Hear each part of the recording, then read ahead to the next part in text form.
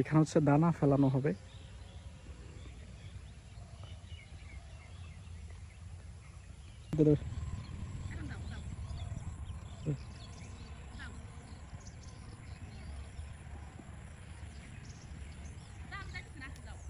এরা দুই ভাই বোন হচ্ছে আসলে জমজ।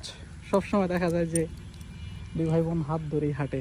আসো আসো আসো মামা, আসো মামা, আসো।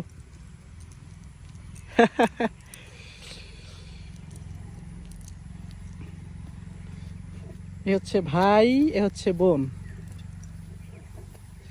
মাথা চুলকা, চুলকা দেবো, চুলকা দেবো মাথা। মাথা চুলকাই কেন? মাথায় কি হয়েছে বলো?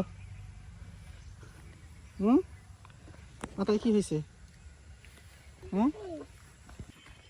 আসসালামু আলাইকুম। এবছর আসলে প্রতি বছরের মতো এবছরও আলহামদুলিল্লাহ জমিতে পেঁয়াজের দানা ফেলাবো। হয়তো কাল পরশু বা তারপরের দিন, রোববার পর্যন্ত আর কি। তো এই সাইড দিয়ে আসলে মাটিটা একটু ভিজা ছিল। তো টিলারওয়ালাকে বলতেছিলাম যে ভাই এই পাশটা একটু ভিজা, 2 দিন পর করলে কেমন হয়? পরে সে বলতেছে যে ভাই দেরি হয়ে যাবে, পরে তোমার ক্ষতি হবে। আচ্ছা ঠিক আছে, তাহলে এভাবেই চষা দাও। পরে চষার পরে বলতেছে যে চষে ফেলাইছি, সমস্যা নাই, এটাই এই মাটি আরো ভালো হয়েছে। তো চষার সময় আমি ছিলাম না, থাকতে পারিনি। তো প্রতি বছরের মতো এবছরও পেঁয়াজের আবাদ করব আলহামদুলিল্লাহ। আমি প্রথমত 1 কেজি দিয়ে শুরু করছিলাম। আমার খুব মনে আছে, আজ থেকে প্রায় 3-4 বছর বা 5 বছর হবে।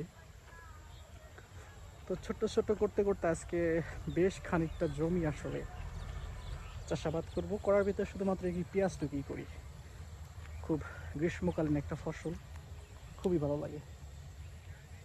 তো আলহামদুলিল্লাহ খুব দ্রুতই দানা ফেলাই দেবো। বিভিন্ন জায়গায় দেখছি যে খুব দ্রুতই তারা দানা ফেলাইছে।